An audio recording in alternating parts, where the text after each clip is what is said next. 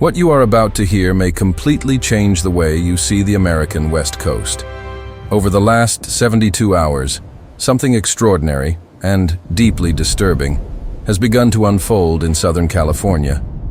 More than 200 small earthquakes have been recorded near the Salton Sea. And no, this is not normal. Seismologists are calling this a seismic swarm, and this kind of behavior has been observed before, always preceding something catastrophic. Let me be absolutely clear with you from the very beginning. The San Andreas Fault is not just a crack in the ground.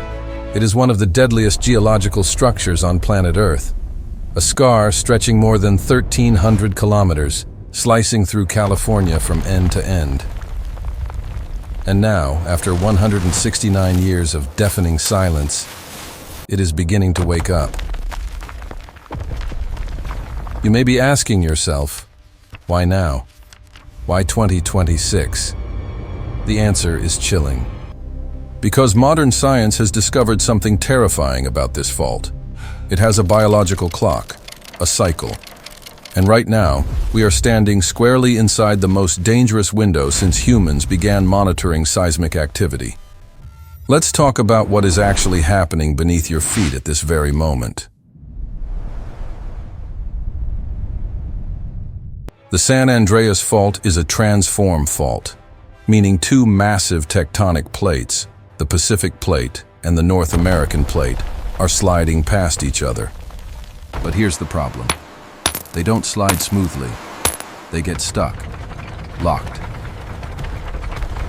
jammed by friction, by microscopic irregularities in the rock that become massive geological clamps. And while they are locked, something dreadful is happening. Energy is building. Enormous amounts of tectonic stress are being compressed, squeezed, forced into the Earth's crust. It's like stretching a colossal rubber band, day after day, year after year, decade after decade. And that rubber band has been stretched continuously for 169 years. Scientists have a technical term for this: seismic locking. And once you truly understand what that means, you will never look at California the same way again. The last major earthquake on the southern segment of the San Andreas Fault occurred in 1857. It was known as the Fort T. John earthquake, and it was absolutely devastating. An estimated magnitude of 7.9. But here's the part that should terrify you. In 1857, California was nearly empty. Los Angeles had fewer than 5,000 residents. Today, the Los Angeles metropolitan area is home to more than 18 million people. Now listen carefully, because this is critical. Modern geological studies, including groundbreaking research published in 2024 and 2025, have analyzed sediment layers, tree rings, and paleoseismic evidence along the entire length of the fault. What they discovered is deeply unsettling. The San Andreas Fault has an average recurrence interval of approximately 150 years for major earthquakes. Some occurred after only 120 years, others after 200. But statistically, the average sits right around 150. Do the math with me. 1857 plus 150 years brings us to 2007. We are already 19 years past the average. We are living on borrowed time. And the longer this delay continues, the more energy accumulates, and the more violent the eventual release will be. But it gets worse. The seismic swarms that began near the Salton Sea in January of 2026 are not random. The Salton Sea sits precisely at the southern terminus of the San Andreas Fault, in what geologists refer to as a trigger zone. Historically, massive earthquakes in California have been preceded by similar seismic swarms. Small tremors, magnitude 2.0, 2.5, 3.0. Individually insignificant, but collectively they signal something far more ominous. Movement, adjustment, preparation. The fault is getting ready. Now let's talk about what actually happens during a magnitude 7.5 or greater earthquake on the San Andreas Fault. And I want you to visualize this with me, because the implications are horrifying. When the fault finally ruptures, the movement will not be gradual. It will be instantaneous. violent. The Earth's crust will shift laterally by up to 9 or 10 meters in a matter of seconds. Imagine one wall of your house being ripped 9 meters sideways in 3 seconds. That is what will happen to highways, bridges, water pipelines, gas lines, and building foundations. Seismic waves will propagate in all directions at speeds exceeding 6 kilometers per second. P waves, S waves, surface waves, each with its own destructive signature. And here is something very few people understand. The soils beneath the Los Angeles basin will amplify those seismic waves. It's a phenomenon known as sedimentary basin amplification. The city is literally built on layers of loose sediment that will act like a bowl, trapping and intensifying seismic energy. The most recent computer models, developed by the United States Geological Survey in collaboration with California universities, predict that a magnitude 7.8 earthquake on the San Andreas Fault would cause approximately 1,800 direct fatalities and more than 50,000 severe injuries. But those numbers are only the beginning, because the real disaster is not the first 30 seconds of shaking. It's what comes after. California's infrastructure is extraordinarily interconnected and simultaneously extraordinarily fragile. Every major highway connecting Los Angeles to the rest of the state crosses the San Andreas Fault at multiple points. Interstate 10, Interstate 15, Interstate 5, all of them will be severed, literally torn apart, when the fault ruptures. That means millions of people in Los Angeles will be isolated, cut off from supplies, cut off from evacuation routes, cut off from large-scale medical assistance. But perhaps the most terrifying consequence involves water. Los Angeles does not have sufficient local water to sustain its population. The city depends on massive aqueducts that transport water from Northern California and the Colorado River. And guess where those aqueducts run? Directly across the San Andreas Fault. The California aqueduct alone crosses the fault at no fewer than 5 separate locations. When the earthquake strikes, those aqueducts will rupture. Los Angeles will lose its water supply within hours. Now let me tell you something that will fundamentally change how you think about disaster preparedness. There is a concept in disaster science called systemic failure cascades. It's when an initial failure triggers a chain reaction of secondary failures, each amplifying the next. California is perfectly vulnerable to this kind of cascade. Think about it. The earthquake ruptures the aqueducts, cutting off water. Without water, firefighters cannot contain the fires that will inevitably erupt due to gas leaks and electrical short circuits. Fires spread uncontrollably, consuming entire neighborhoods. At the same time, destroyed highways prevent outside aid from arriving. Hospitals, many already structurally compromised, are overwhelmed with tens of thousands of injured. Communication networks collapse because cell towers rely on electrical substations that have been damaged or destroyed. And we haven't even talked about aftershocks. Because after a magnitude 7.8 earthquake, you don't get one event. You get hundreds, thousands. Aftershocks of magnitude 5, 6, even 7 will continue to shake the region for weeks, months. Each aftershock further weakens already damaged structures. Each one disrupts rescue efforts. Each one spreads panic and chaos. Economists estimate the cost of a major San Andreas earthquake at between $200 and $300 billion. But that number is misleadingly low. California is the 5th largest economy on Earth. It produces a massive portion of the food consumed in the United States. The ports of Los Angeles and Long Beach handle nearly 40% of all containerized imports into the country. Silicon Valley, the heart of the global technology industry, lies less than 500 kilometers from the fault. A catastrophic San Andreas earthquake would not be a California disaster. It would be a national disaster, possibly even a global one. Supply chains would be disrupted. Technology companies would halt operations. Financial markets could plunge. And all of this without even accounting for the humanitarian crisis of millions displaced, without shelter, without water, without food. So what are scientists doing about this? Can they predict when it will happen? Here is the brutal, honest answer. No, Not precisely. Modern seismology has advanced enormously. We understand fault mechanics. We can map accumulated stress. We operate incredibly sophisticated monitoring networks. But predicting the exact day and hour of an earthquake remains beyond our technological reach. What we do have are probability windows, and those windows are closing around us.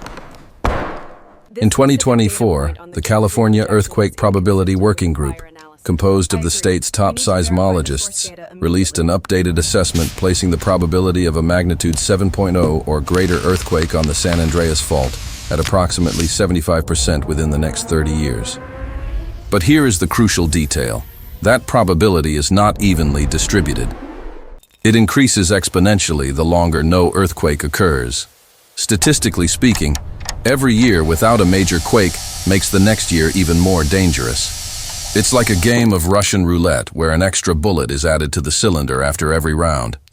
And we've already spun that cylinder 169 times since 1857. The seismic swarms of January 2026 near the Salton Sea added a new level of urgency. Because they are not random, they are occurring in patterns, migrating along the fault.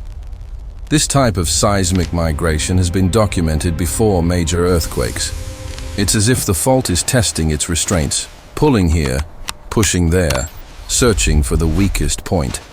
Geophysicists have installed dozens of new seismographs around the Salton Sea in recent weeks. They are monitoring not just frequency, but seismic signatures. Every quake generates a unique wave pattern that reveals what kind of movement is occurring at depth, and what they are seeing is deeply concerning. Some tremors show characteristics of directional rupture, meaning movement is propagating along the fault rather than remaining isolated. Exactly what you would expect if large fault segments were beginning to unlock. But here's something very few people realize, and it is absolutely critical. The San Andreas Fault does not exist in isolation. It is part of a massive, interconnected fault system spanning California. The Hayward Fault in the Bay Area, the Calaveras Fault, the San Jacinto Fault. Dozens of smaller faults. They are all linked. Stress transferred from one can trigger movement in another. There is even a nightmare scenario seismologists refer to as a cascading earthquake sequence, where one major rupture immediately triggers others across adjacent faults. The result would not be a single earthquake, but a sequence of massive quakes over days or weeks. Rare? Yes. Impossible? No. And the longer these faults remain locked, the greater the chance of catastrophic interactions. Here is a sobering historical perspective. Paleoseismic evidence shows that California has experienced earthquakes far larger than anything in modern history. Approximately 1,000 years ago, an estimated magnitude 8.3 earthquake ruptured nearly the entire length of the San Andreas Fault, south to north, simultaneously. Now imagine that happening today, with 39 million people in California, with modern, interdependent infrastructure, with cities built directly atop the fault. The consequences would be unimaginable. We are talking tens of thousands dead, possibly hundreds of thousands. A humanitarian crisis that would make Hurricane Katrina seem small by comparison. So here is the question that should keep everyone awake at night. Are we ready? The answer is complicated. California has the strictest seismic building codes in the world. New buildings are designed to withstand intense shaking. But the key word is new. A vast percentage of structures in Los Angeles and other cities were built before those codes existed. Tens of thousands of unreinforced concrete buildings, wooden homes on fragile foundations, bridges designed to obsolete standards. There is a seismic retrofitting program, but it is painfully slow, expensive, politically difficult, and earthquakes remain abstract until they happen, and then it's too late. Here's something that may shock you. Some of the most vulnerable buildings in Los Angeles are hospitals. Yes, the very places people expect to go in emergencies. Many California hospitals are housed in aging structures that do not meet modern seismic standards. When the big quake hits, There is a real possibility that multiple hospitals will suffer severe damage or collapse, precisely when they are needed most. And water remains the critical issue. Los Angeles has emergency water reserves sufficient for perhaps 3 days for the entire population, assuming no massive leaks. 3 days. After that, you would have 18 million people without water, and transporting sufficient water by air or alternate land routes would be a logistical challenge unlike anything ever attempted. So what can we do? As individuals, as a society, as a civilization that chose to build megacities atop one of the most dangerous faults on Earth. The uncomfortable truth is this: we cannot stop the earthquake. It will happen. It is not a question of if, but when. And all scientific evidence suggests we are living in the most dangerous period in more than a century and a half. But we can prepare. We can reinforce structures. We can develop real, tested emergency plans. We can educate the public on what to do when the ground begins to shake. We can invest in early warning systems that provide seconds of advance notice. California's earthquake alert system, Shake Alert, has been operational since 2019 and expanded significantly by 2026. It can detect initial P waves and send alerts seconds before destructive S waves arrive. Seconds may not seem like much, but they are enough to slow trains, halt surgeries, and allow people to take cover. Those seconds can save thousands of lives. But real preparedness goes far beyond mobile alerts. It requires a fundamental shift in how we think about risk. Catastrophic earthquakes are low-frequency, high-impact events. They happen rarely enough to breed complacency, but when they strike, they change everything. Humans are terrible at evaluating this kind of risk. We fear things that kill us daily in small numbers, like car accidents. But we ignore things that kill us rarely in massive numbers, like earthquakes. And in California in 2026, with the San Andreas Fault showing signs of awakening, that cognitive failure could cost hundreds of thousands of lives. The seismic swarms continue. Each day, more tremors are recorded. The fault is communicating with us in the only language it knows: geological violence. And we need to listen, not with paralyzing fear, but with sober respect and pragmatic preparation. Because at some point, whether in 2026, 2027, or another year within this critical statistical window, the San Andreas Fault will do what it has always done. It will move. And when it does, the entire world will watch as one of the most developed regions on Earth confronts one of the most severe challenges nature can impose on humanity. The question is no longer whether it will happen. The question is whether we will be ready when it does.